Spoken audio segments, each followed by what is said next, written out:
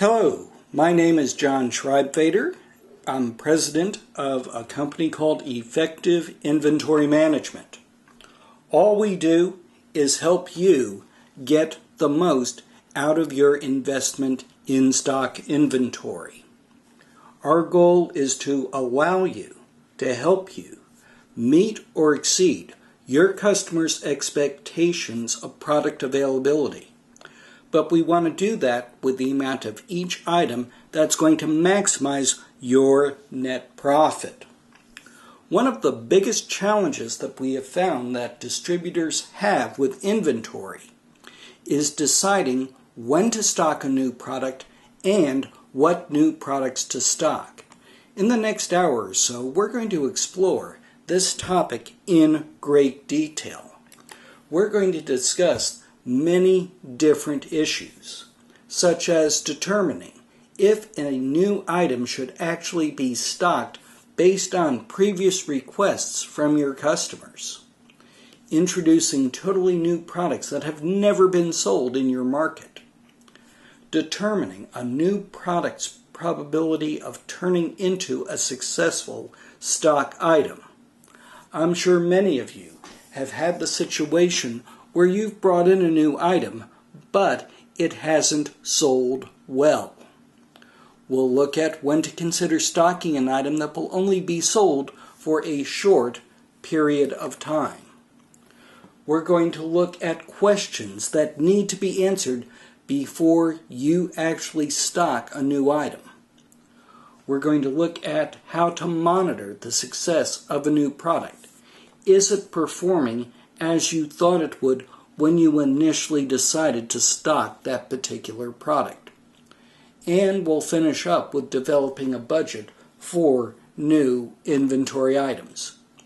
This is a lot of material to cover in the time we have allotted, so let's get started. There is an unfortunate fact about new stock items. Now, we've dealt with over 2,000 companies over the previous 17 years. And what we found is, for many companies, new items are dead on arrival. What do I mean by that? Well, the company doesn't sell the entire initial quantity that they bring into stock. They may buy a case of 48 of a particular new item and only sell 20 of them. They bought 48, they only sold 20. That means that 28 pieces died in the warehouse.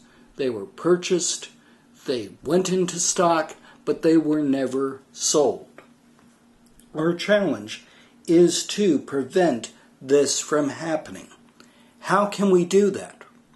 Well, as I said, we've worked with many companies, and we have developed what we call the inventory actuarial table.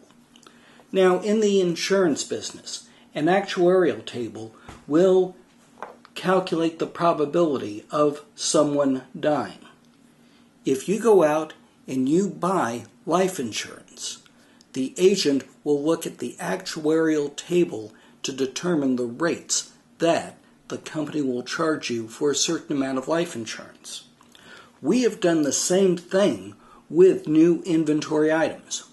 We have literally looked at thousands upon thousands of new items, and we have charted out the probability that a new item will die in your warehouse.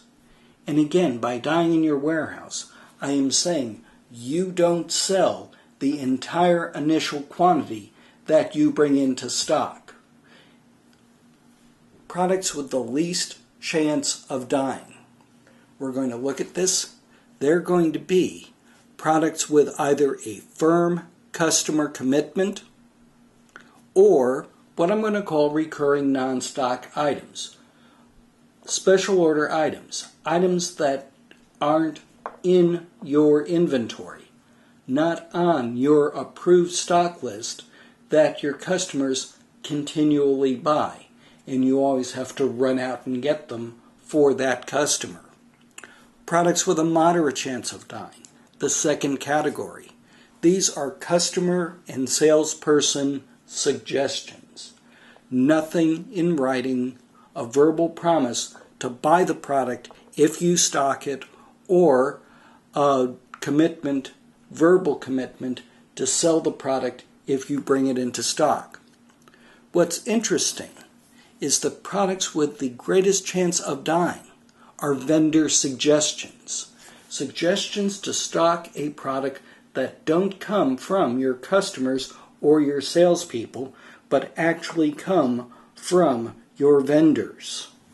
Now we're going to look at these three categories in some depth, and I want to start at the top with the products with the least chance of dying. Now I said products with the least chance of dying are those with a firm customer commitment or non-stock products that are repeatedly ordered by your customers. What do I mean by a firm customer commitment? Something in writing from the customer. And I want to emphasize, in writing. There's an old expression that talk is cheap. I want a purchase order that's signed or a letter of intent to buy the product. The customer is making a written commitment.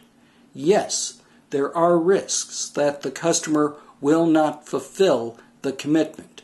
They give you a purchase order, they give you a letter of intent, but they don't take delivery on the entire quantity that they committed to buy. Yes, that is a risk. And no, you probably won't sue the customer to force them to fulfill their commitment. Why won't you sue them? Well, you'll probably lose the customer. Forcing a customer to buy a product is usually a last resort effort. But if you stock a product for a customer after they have given you a firm commitment to buy the product and they renege on that, they don't buy the quantity that they committed to buy, what are the chances that you're going to buy another product for that customer? What are the chances you're going to stock another product for that customer for their specific use? Probably not that great. So the customer has a vested interest in fulfilling the commitment. There's also a risk that the customer will go out of business. Yes, in today's economy, many firms go out of business. So you only want to stock products for customers. These are products that one customer wants you to stock if that customer is a viable business entity. If they have a good track record and their chance of staying in business is very good. Let's move on and talk about those non-stock products that are ordered frequently by customers. Now, what we found with distributors is that in many cases, often 30% or more of customer product requests are for non-stock products, products that aren't normally available off the shelf from that distributor. I would suggest that you look at requests for non-stock products. If a product is requested 3 or more times in a 12-month period, consider stocking the product in that warehouse. Go to the customer and say, hey, we notice that you have been ordering this product over and over and over again. Should we keep some on hand for your use so you don't have to wait for us to get it in? And everybody would be happy.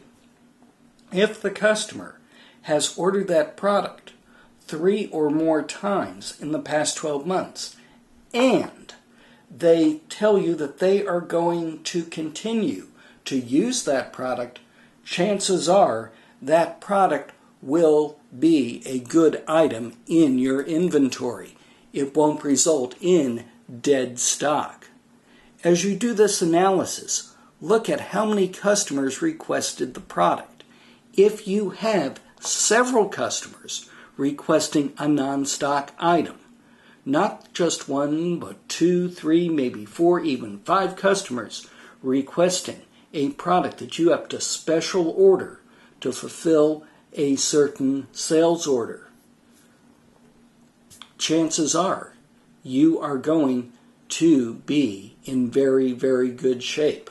The more customers that request you carry a product, the more customers that are buying that product, the less chance there is that that inventory, that item will land up being dead inventory.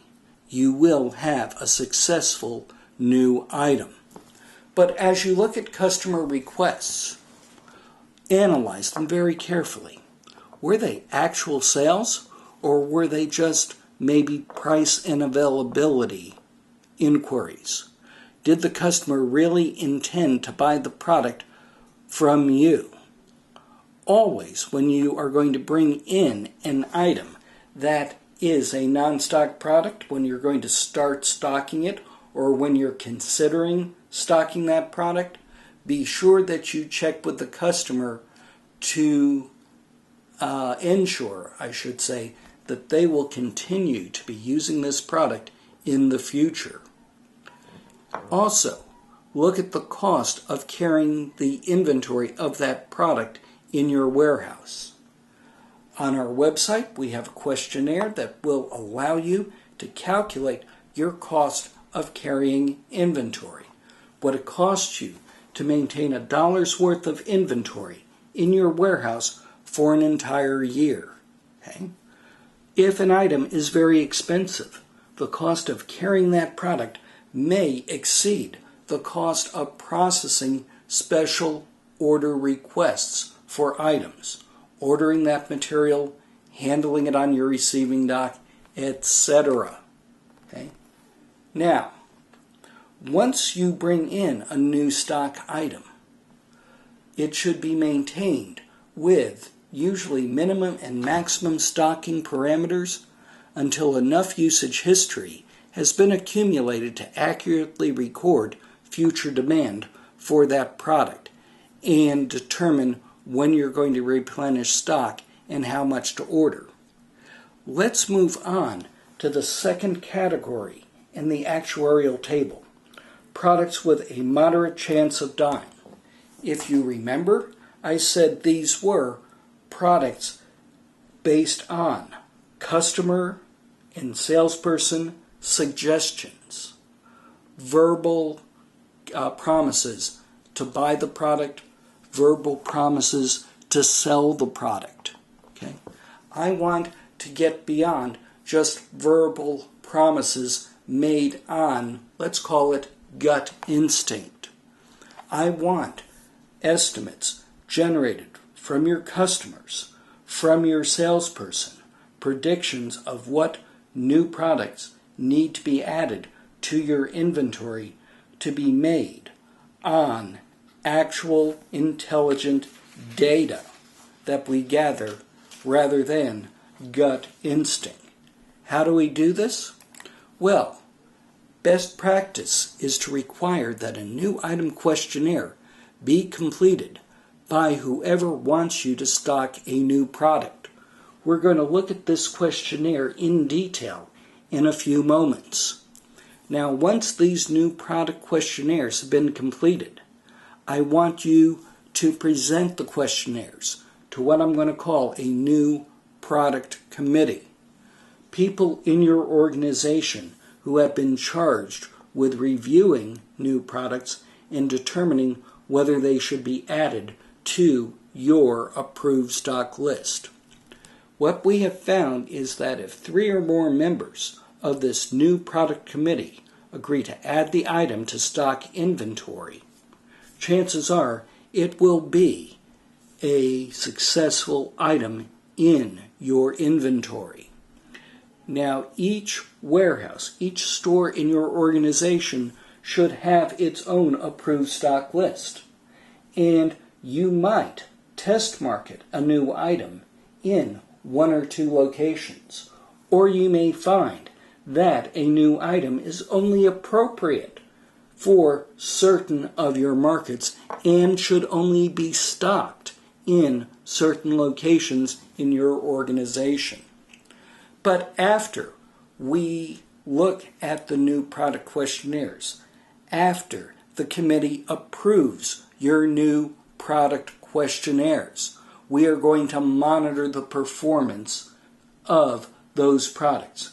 What do I mean by monitoring the performance? We're going to start comparing actual sales to the predictions of what was going to be sold. We're going to learn from past experiences. We don't want to repeat our mistakes, but if we do make a mistake and bring in a product that is not selling as we predicted it would sell, we want to, as I say in this slide, liquidate our mistakes. Get rid of that inventory. Free up money, free up space in our warehouse so that we can stock other new items. Now, I referred to a new item questionnaire. I want 8 questions answered whenever someone wants to bring in a new product or a new product line. Very simple questionnaire. You see it on your screen right now. Who is the person requesting that the new item be stocked? Okay, we're going to look at this in detail. I want someone's name, an individual who is responsible for bringing in this new item on the questionnaire. Who's going to buy the product? Okay, what are estimates of usage for each of the upcoming 6 months? How many of this new product are we going to sell, or how many are we going to use? What is the estimated gross margin for the new item? What is our profitability going to be? You're going to see this is important because if we have to discount, drastically discount this new item in order to sell it, our profitability is not going to be as good as it would be if we could sell it at full price. Question number 5 is probably one of the most important questions you will ask concerning new inventory items. What effect will usage of this product have on usage of other existing stock items? Will a product that you are bringing into stock as a new item take sales away from an existing stock item? If it's going to take away, say, 50% of the sales of an existing stock item, you need to cut your inventory of that existing stock item. You're only going to be selling half as much. One question that I would pose to the person requesting that this new item be brought in, if it's going to take away a significant proportion of the sales of a new item, do we have to stock both the new and the old item? How many months' supply must we initially purchase? This is question number 6. We're going to look at this. I don't want to bring in a large quantity of a product if I have no history in selling that item. I particularly don't want to bring in a large quantity if the item is expensive. Okay. Item number 7. Question number 7. Where is this new item going to be stored? Your warehouse walls are not elastic. You need space to store a new item. Do you have adequate space? If not, you have to develop that space. You have to arrange for space to store the new item before that new item arrives on your receiving dock. Finally, if this new item doesn't sell as we anticipated selling, can we liquidate the remaining stock and at least get our money back? Can we give it back to the vendor? Can we sell it and at least retrieve or get our cost back? Let's look at some of these questions in more detail. First of all, question number 1 dealt with the person requesting the new product be brought into inventory. What you're going to find is that certain individuals in your organization are better at predicting the success of new items than other people. Okay? This has absolutely nothing to do with any other ability this person has. I have known great salespeople who could not predict the success of a new item to save their lives. But I have seen mediocre salespeople who just knew that certain new items were going to be successful. Okay? So keep track of the success of each individual who suggests new items be brought into inventory. How many of that person's prior questionnaires turned into successful products? Don't be subject to political considerations.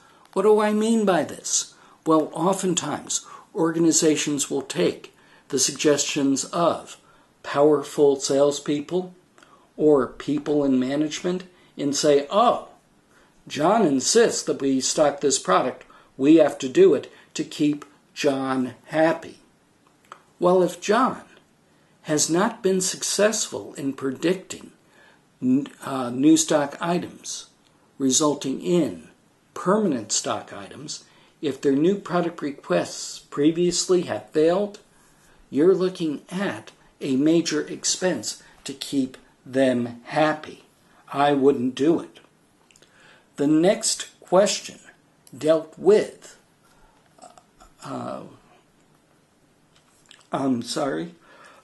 excuse me, I had a frog in my throat. Who's going to buy the new product?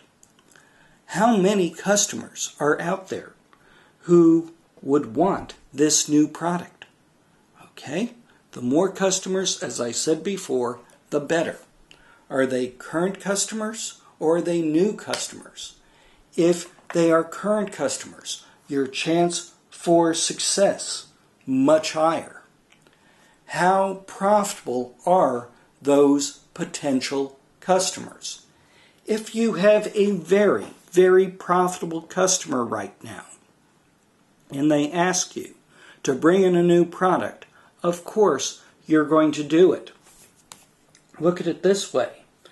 The customer is so profitable that even if the new product is not successful, even if it dies in your warehouse, even if you have to liquidate the remaining stock at a loss, you are still dealing with a profitable customer. But if the customers who are going to buy the product are not very profitable, in fact, if you're losing money on these customers, maybe they don't pay their bills on time, what have you, I'm going to be leery about bringing in new products for them, because if they are not successful, if I can't sell them to other people, to other companies, I'm going to be looking at a major loss.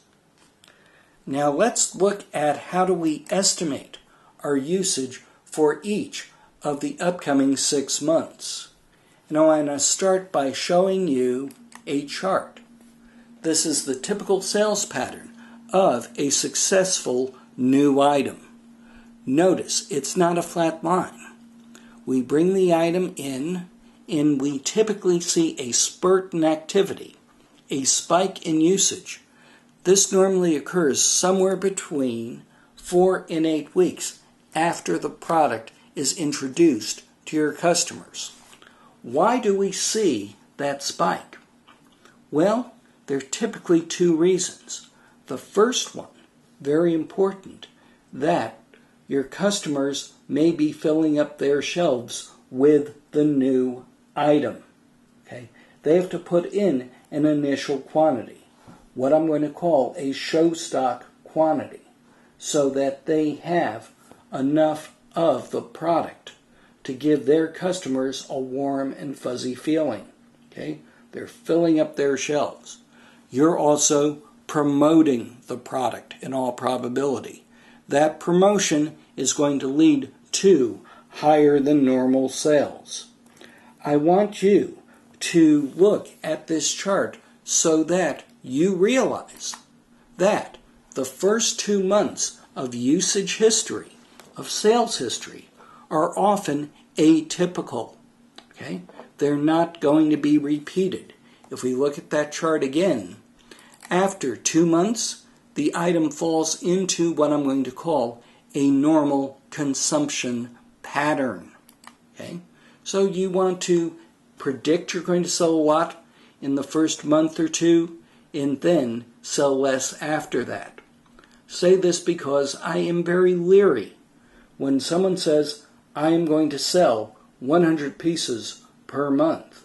Is that during the initial introductory phase or after the first 2 months? Okay. Consider seasonal patterns of usage. If an item is seasonal, if similar items in your inventory have seasonal patterns of usage, be sure that the person who is filling out the new product questionnaire has adequately taken that seasonal pattern of usage into account. Ask, how will promotions or initial stocking affect anticipated usage? This is your question, or these are, your questions for those first month or two after introduction. Okay. Now, when we look at the quantities that we're going to sell of a new product, I always look at usage of products with similar characteristics that I'm already stocking. These may be products in the same product or vendor line, the same type of product, the same product application, okay, how the product is used, similar colors, style, sizes, and most importantly, products with a similar price. To give you an example, we have some customers that sell televisions. Whenever we decide how many of a new television to stock, we always look at how televisions of that size, the screen size, maybe it's a 34-inch screen size, in a certain price category, have sold previously. This helps us develop our estimates of how many of the product we're going to sell in the future. For example, if I have total demand of products with similar characteristics, maybe I'm looking at 34-inch televisions that cost $500 or so, maybe $500 to $550, and I sell about 250 per month, and I have 5 products in my database with similar characteristics, I might consider an initial demand forecast to be 50 pieces for the new item in a corresponding future month. Now, I say I'm going to adjust the forecast based on collaborative information from sales, management, and customers. You have a lot of product knowledge in your organization. You have to gather that product knowledge and utilize it. You may have sales management that says this new product has a few new features, and those new features are going to be accepted by our customers, so we think there might be a 10% increase in sales. Okay? Now, let's look at estimates of profitability. Will sales of the new item exceed your average gross margin? Okay? What is your average gross margin? Okay? Typically, I want a new stock item to at least provide an average gross margin back to us, at least be typical of our average product as far as profitability is concerned. Okay? The second question, is the anticipated gross margin dependent on making a large investment in the item? Do we have to buy a lot of the product in order to gain our target gross margins? Now remember, I said I don't want to buy a very large quantity of a new item because basically I really don't know how it's going to sell. I get very nervous if I have to buy more than a 2 or a 3 month supply of any new item. I want to be sure that I can test market the item, see if it is actually going to sell before I make a major commitment. Okay? If the item's anticipated gross margin does not meet your minimum requirements. Now I said that minimum is going to be about your average gross margin for most firms. Will it contribute to other profitable sales? Are we going to gain more customers? Are we going to provide additional service to our current customers? Is this new item going to complement items that we already sell? Maybe it might be repair parts for an item that you already stock. Okay? These are questions you have to ask yourselves when you analyze the profitability of the new items. We're going to look at the effect of the new item on your existing stock items. As I said before, is it going to be replacing an existing stock item? If it is, I want to immediately discontinue that existing stock item and liquidate my remaining stock of that existing stock item before that new item is available for sale or available for use. We often suggest to our customers that if a new item is going to replace an existing item, they hide the new item before the entire quantity of the existing item has been sold. Because once that new item is available, once it is known to your customers that they can have that new item, the value of that existing item that's being discontinued drops dramatically. Okay?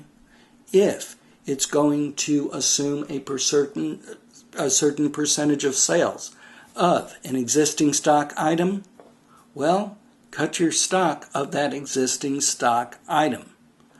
I'm always leery of bringing in a new item that's going to take over a certain percentage of sales of an existing item. Why?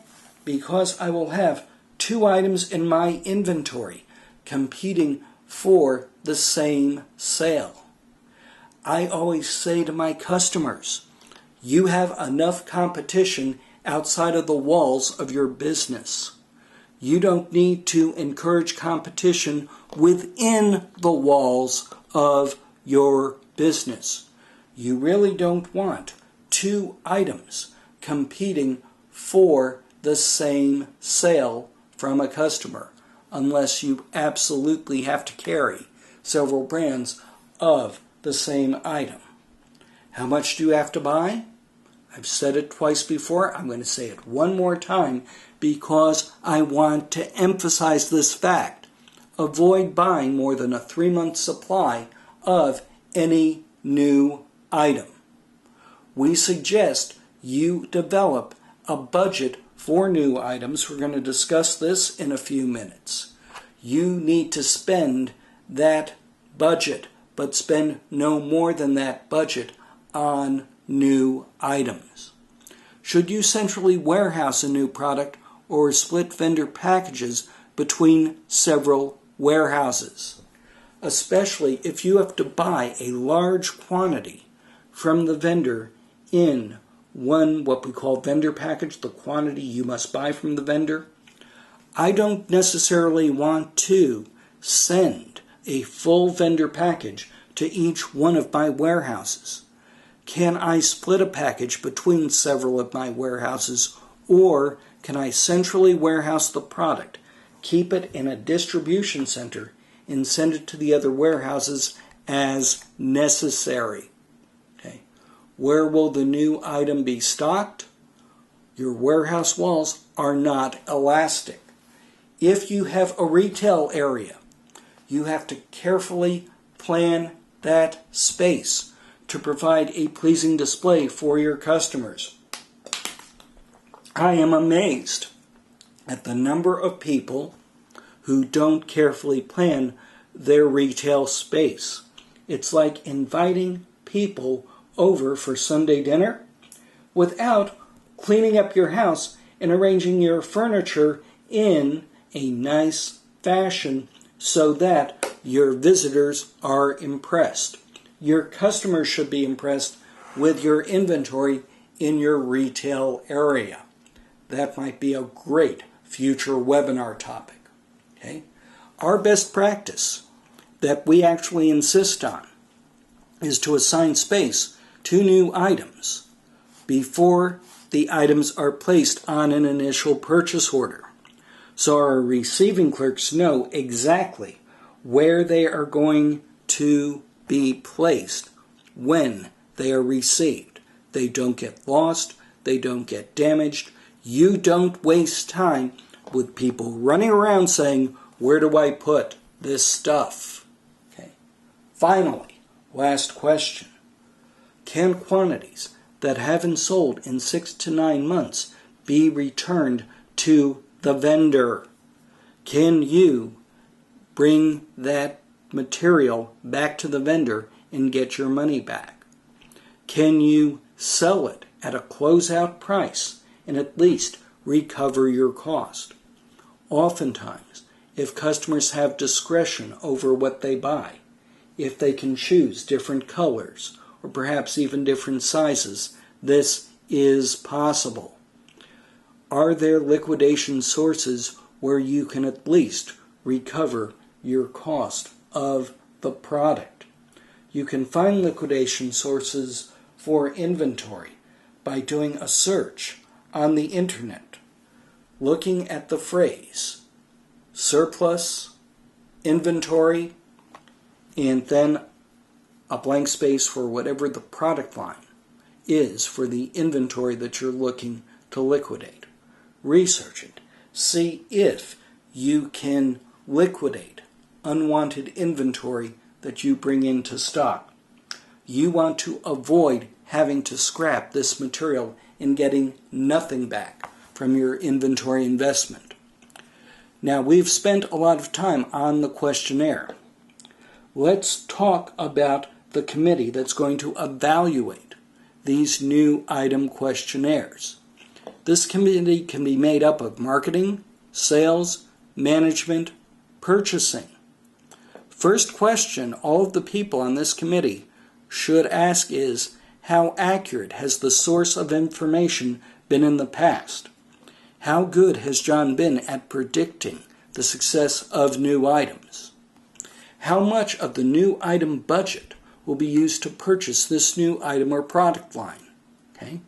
New item budget, as I said, we're going to talk about it in our last segment of this webinar, but usually it's going to be somewhere between 5 and 10% of your total inventory investment, maybe higher for those firms that have a lot of turnover in products. But I don't want to invest a lot of that money on just 1 or 2 items. 3 or more members of this committee must agree to add this new item to your stock. I want 3 or more members of the committee to agree to bring this item in. Now, one of the things that this committee must consider is the risk of write-off. You can see from this chart, if I have few customers and these customers can only use these new products in 1 or 2 applications, the risk of write-off, the risk of that material becoming dead stock is very high, as you can see in that red box. But if I have a lot of customers and those customers can use this new product in a lot of different applications, there are a lot of uses for the product, the risk of write-off is very, very low.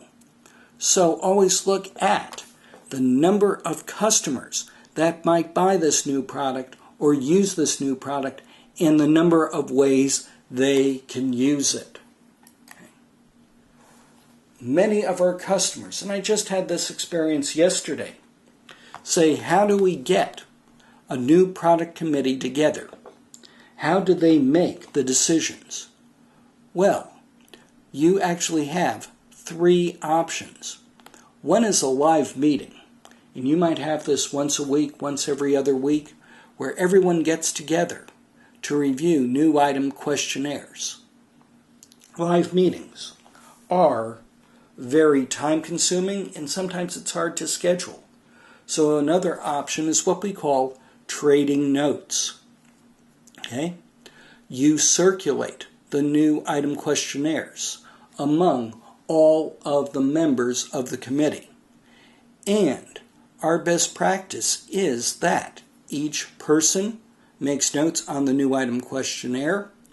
The buyer who would buy that product compiles the results of all of these notes, sends the results back to the members of the committee, the person requesting the product, and then a vote is taken saying, do we bring this new product in or not?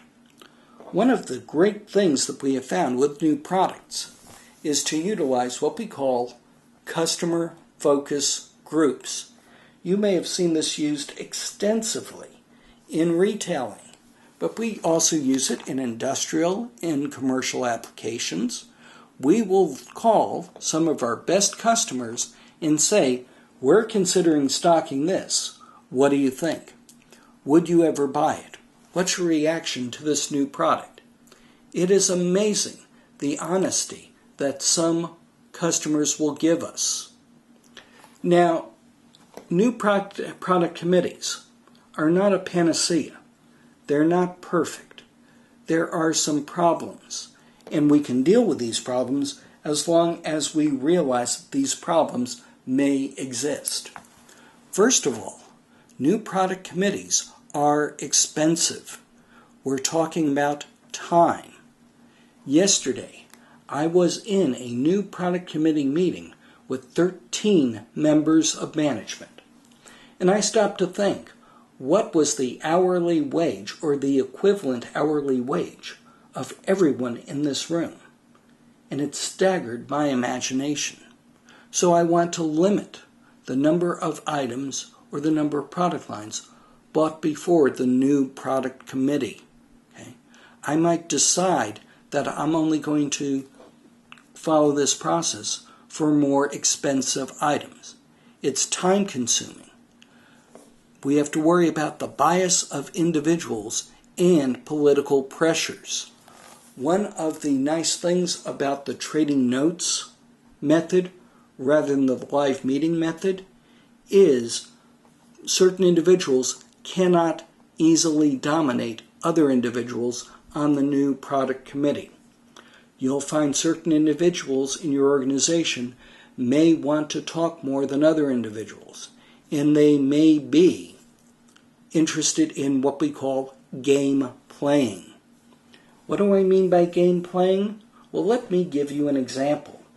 I'm dealing with a customer now who has someone who wants to bring in some new products, a whole new product line. Why? Because they are best friends with the vendor's representative, and the vendor's representative is asking him for a favor to bring in the new line, even though no one is sure that the new line will sell, and frankly, it probably won't. Be aware of game playing, and you need to keep the new item questionnaire simple. Stick to those 8 questions that we looked at before. Once you bring the new item in, once it is established, once it has been introduced, I want to produce a weekly report of those items where usage, where sales are less than 75% of the forecast, or more than 125% of the forecast. Okay? I am not worried if we bring in a new item and it is selling as we predicted it would. You have too much to do to worry about things that are behaving normally. This is what we call managing by exception. We've talked about it in other webinars. I want to focus on those products that are not selling as we thought they would. For each item that is not selling as we thought it would, I want a report showing the item and description, the sales and gross margin projections against actual sales and gross profits. How much of the product do we currently have available, and what is the value of that inventory? And I want to know who requested the item, whose name was on that new item questionnaire. From the results of this, I might have to adjust the forecast of future usage.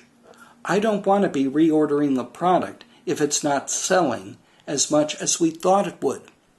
Or I might have to plan promotions or other events, maybe demonstrations, what have you, to try and increase the sales of this new item. I do not want to be in a situation where you have new products on your shelf that die and you only discover it after 6 or 9 months when you're wandering around the warehouse and you say, boy, that stuff is covered in dust.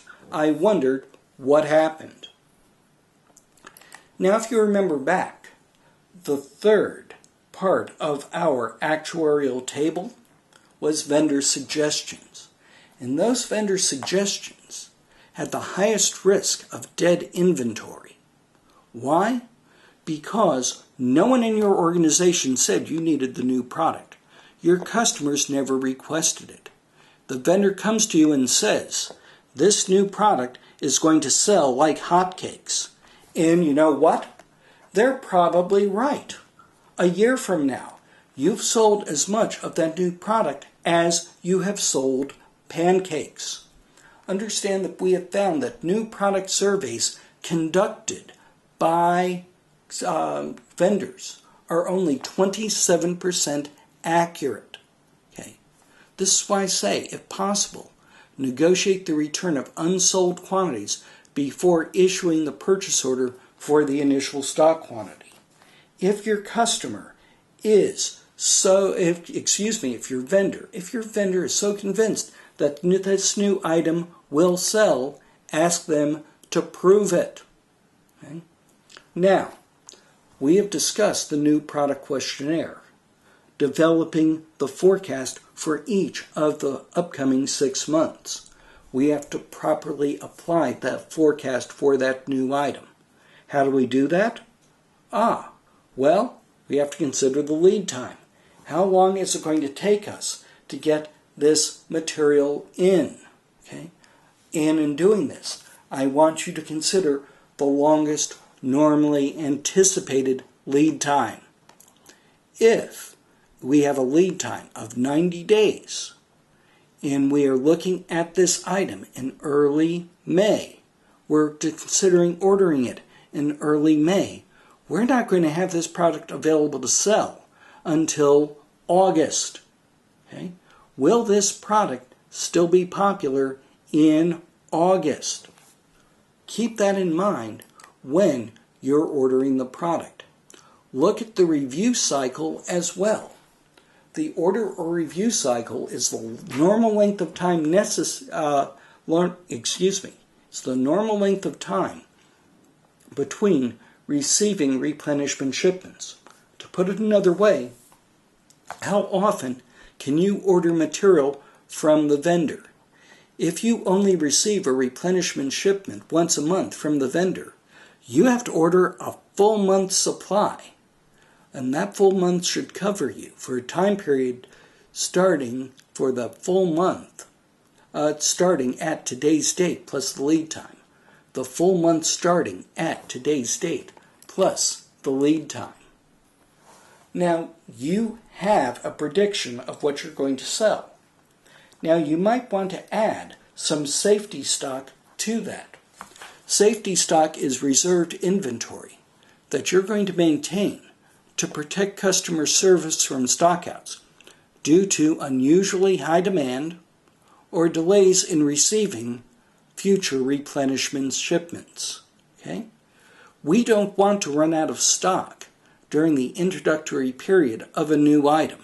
It doesn't look good. So consider adding some safety stock to the forecast in determining your initial purchase quantity. You'll be far better off. Also keep in mind that if you have to put some of this material on a display, if you have a retail area, you need to include the quantity that will be on display in your initial stock quantity, or at least consider it. Okay?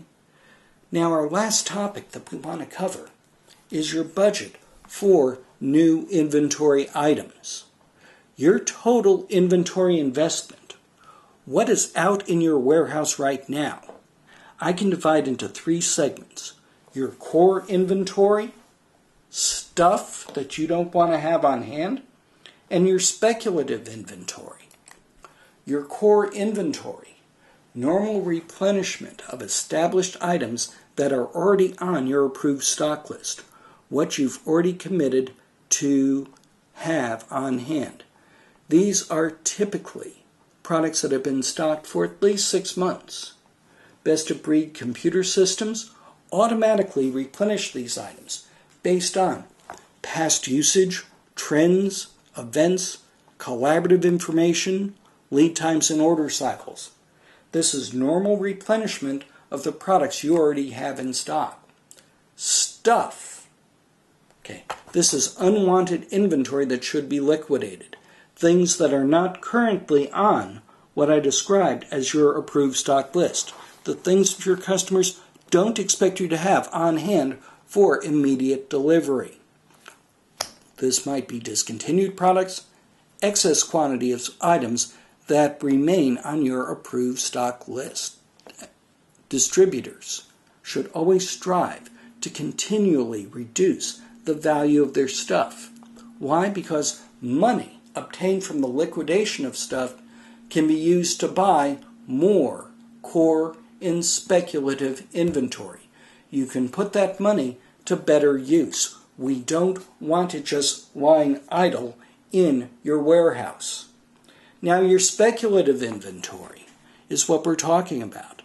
This is your investment in new inventory items, but it also can be what you invest in what I'm going to call special vendor offers. These are special buying opportunities that a vendor gives you. One of my customers refers to this as power buy opportunities or buying before a price increase. I want you to have a budget in mind for your speculative inventory. What you want to invest in total on new inventory items and special vendor offers. How do I establish this? Well, the best practice is to work backwards to establish your profitability goals for your inventory, your overall profitability goals. And this could be a turn-earn index or a GMROI, gross margin return on investment goals. A turn-earn index multiplies your inventory turnover times your gross margin percentage. Okay? 4 turns at a 30% margin is a 120 turn-earn index. 6 turns at a 20% margin is a 120 turn-earn index.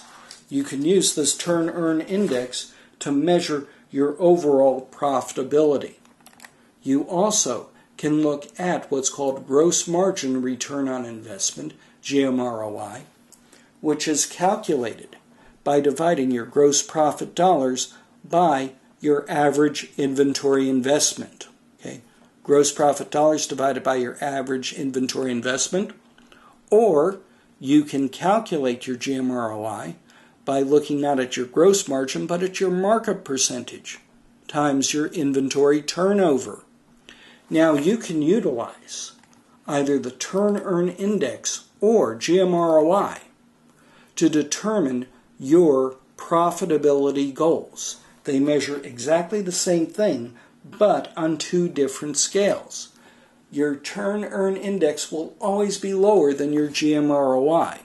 Or, as I say on the screen, your GMROI will always be higher than your turn-earn ratio, turn-earn index. Using the same numbers, sales of $2,000, cost of goods sold of $1,500, and an average inventory of $250, I receive a turn-earn index of 150. That's a GMROI, equivalent GMROI of 200. Now, if your goal is to be in the upper 50% of distributors, you want an overall turn-earn index of 120 or a GMROI of 150. The upper 25%, that's going to be a turn-earn index of 150, GMROI of 200. If you want to be in the elite upper 10% as far as profitability is concerned, you want a turn-earn index of 180 or a GMROI of 223. Now, both the turn-earn index and the GMROI look at either the inventory investment or your turnover. Your turnover calculation involves your inventory investment. This is going to be your total cost of goods sold or annual cost of goods sold divided by your average inventory investment. That average inventory investment, as I said before, should be a combination of your core inventory and your speculative inventory. Determine what your core inventory is. What is the balance you can invest in inventory and achieve your turn-earn index or GMROI goals? Now, we have covered a lot in the past hour. We have determined if a new product should be stocked based on previous requests. We've talked about introducing new products that have never been sold in your market. We've spent a lot of time on determining a new product's probability of becoming a successful new item. Okay? Considering items that will only be we talked about considering stocking an item that will only be sold for a short period of time. We looked at that new product questionnaire in great detail. Monitoring the success of a new item. Remember, do that every week. Make sure your new products are performing as you anticipate they would. If they aren't, change the plan. Revise the forecast. Promote the product. Stage events to move the product to get the product in front of more customers. Finally, we looked at developing a budget for new items. This was a lot, but there are a lot of considerations in stocking new items. New item best practices will lead you to effective inventory management, meeting or exceeding your customers' expectations of product availability with the amount of each item that's going to maximize your profitability or minimize your total costs. If you have questions, please let me know. You see my contact information. Give me a call, send me an email. With that, I would like to thank you for your attention. I look forward to visiting with you in our next webinar. Have a great day.